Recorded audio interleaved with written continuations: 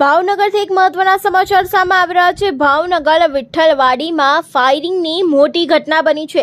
બે સગા ભાઈઓ પર ફાયરિંગ કરવાની મોટી ઘટના સામે આવી છે। કુલદીપસિંહ ઝાલા અને ઋતુરાજસિંહ ઝાલા ઉપર ફાયરિંગ થયું છે। અજાણ્યા ઇસમો દ્વારા ફાયરિંગ કરવામાં આવ્યું છે। બંને ઇજાગ્રસ્ત ભાઈઓને સારવાર અર્થે સરટી હોસ્પિટલ ખસેડવામાં આવ્યા છે। ત્યારે ભાવનગરમાં અસામાજિક તત્વોનો ત્રાસ દિવસે ને દિવસે વધી રહ્યો છે અને આવી અનેક ઘટનાઓ ન્યૂઝ ફોર ઇન્ડિયા દ્વારા તમને બતાવવામાં આવી રહી છે। ત્યારે ફરી એક વખત ભાવનગરમાં ફાયરિંગની મોટી ઘટના બની છે, જેમાં બે સગા ભાઈઓ ઉપર ફાયરિંગ કરવામાં આવ્યું છે। આ ઘટના ભાવનગરના વિઠ્ઠલવાડીમાં બની હતી અને આ ઘટનામાં બંને સગા ભાઈઓ ઉપર ફાયરિંગ કરવામાં આવ્યું હતું। જે બંને ભાઈઓ ઉપર ફાયરિંગ કરવામાં આવ્યું હતું તેમનું નામ છે કુલદીપસિંહ ઝાલા અને ઋતુરાજસિંહ ઝાલા ઉપર ફાયરિંગ કરવામાં આવ્યું છે, જો કે અજાણ્યા ઇસમો દ્વારા ફાયરિંગ કરવામાં આવ્યું છે। કયા કારણોસર ફાયરિંગ કરાયું છે તે હજી બહાર આવ્યું નથી। જો કે હાલ આ બંને ઇજાગ્રસ્ત ભાઈઓ છે તેમને સારવાર અર્થે સરટી હોસ્પિટલ ખસેડાયા છે। જ્યારે ભાવનગરમાં કહી શકાય કે અસામાજિક તત્વોનો ત્રાસ દિવસે ને દિવસે વધી રહ્યો છે। હમણાં વચ્ચે જ એક ઘોઘા સર્કલ પાસે મારામારીની ઘટના બની હતી, તે બાદ શાસ્ત્રીનગર વિસ્તારમાં મારામારીની ઘટના બની હતી। ત્યારે આવી અનેક ઘટનાઓ હોવા છતાં કેમ પોલીસ દ્વારા કોઈ કાર્યવાહી ભાવનગરમાં કરવામાં આવી નથી તેવા અનેક સવાલો ઊભા થાય છે। જો કે એક ઘટનામાં એક મનીષ નામના યુવકનું તો મૃત્યુ પણ થઈ ચૂક્યું છે, જેમનું હમણાં જ સારવાર દરમિયાન મોત થયું છે। ત્યારે ફરી એક વખત આજે સવારે પણ આવી જ એક ઘટના સામે આવી હતી, જેમાં ભાવનગરમાં મારામારી થઈ હતી ને તેવી એક ઘટના સામે આવી છે અને તેમાં પણ તેમના દ્વારા છૂટા હાથની મારામારી કરવામાં આવી હતી, જે યુવકને પણ અત્યારે હાલ સારવાર અર્થે હોસ્પિટલ ખસેડવામાં આવ્યું છે। ત્યારે ફરી એક વખત જે ભાવનગરના વિઠ્ઠલવાડી વિસ્તારમાં ફાયરિંગની મોટી ઘટના બની છે, જેમાં બે સગા ભાઈઓ પર ફાયરિંગ થયું છે। કુલદીપસિંહ ઝાલા અને ઋતુરાજસિંહ ઝાલા ઉપર ફાયરિંગ કરવામાં આવ્યું છે। જો કે અજાણ્યા ઇસમો દ્વારા ફાયરિંગ કરવામાં આવ્યું છે અને કયા કારણોસર ફાયરિંગ કરવામાં આવ્યું છે તે દરેક સવાલો ઉપર અત્યારે હાલ પડદો છે, કારણ કે શા માટે ફાયરિંગ કરવામાં આવ્યું છે અને કોના દ્વારા કરવામાં આવ્યું છે તે હજી સુધી જાણી શકાયું નથી।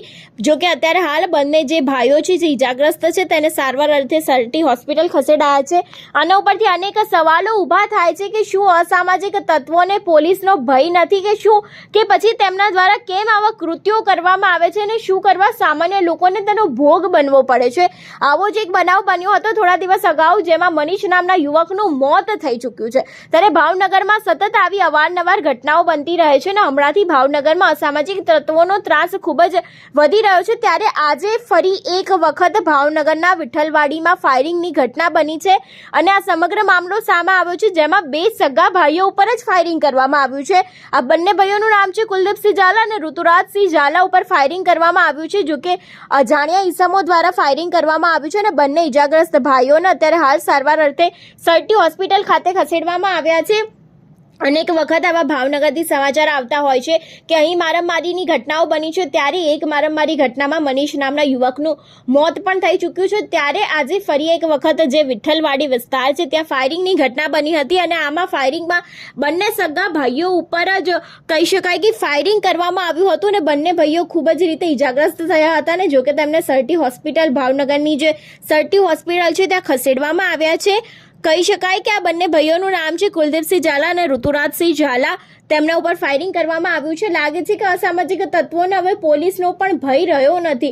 ત્યારે ભાવનગરમાં અનેક આવી બધી ઘટનાઓ સામે આવતી હોય છે, તેમાં એક યુવકનું મોત પણ થઈ ચૂક્યું છે અને આજે સવારે જ એક ઘટના બની હતી, જેમાં પણ તે વ્યક્તિ ઉપર હુમલો કરવામાં આવ્યો હતો અને છૂટા હાથની મારામારી કરવામાં આવી હતી। આના પહેલા જે મનીષ નામનો યુવક છે તેના ઉપર છરી વડે હુમલો કરવામાં આવ્યો હતો અને તેને પણ હોસ્પિટલ દાખલ કરવામાં આવ્યો હતો, જો કે સારવાર દરમિયાન તેનું મોત નીપજ્યું છે। ત્યારે ફરી એક વખત આજે ફાયરિંગની મોટી ઘટના સામે આવી છે। અત્યાર સુધી જે અસામાજિક તત્વો હતા તેઓ દ્વારા મારામારી કરવામાં આવતી હતી અથવા તો હથિયારો વડે હુમલો કરવામાં આવતો હતો, પરંતુ આજે તો ફાયરિંગની ઘટના બની છે। ભાવનગરના વિઠ્ઠલવાડી વિસ્તારમાં આ મોટી ઘટના સામે આવી છે અને બંને સગા ભાઈઓ ઉપર જ ફાયરિંગ કરવામાં આવ્યું છે। કુલદીપસિંહ ઝાલા અને ઋતુરાજસિંહ ઝાલા ઉપર ફાયરિંગ કરવામાં આવ્યું છે। અજાણ્યા ઇસમો દ્વારા આ ટોટલી ફાયરિંગ કરવામાં આવ્યું છે અને બંને ઇજાગ્રસ્ત ભાઈઓને સારવાર અર્થે સરટી હોસ્પિટલ ખસેડવામાં આવ્યા છે।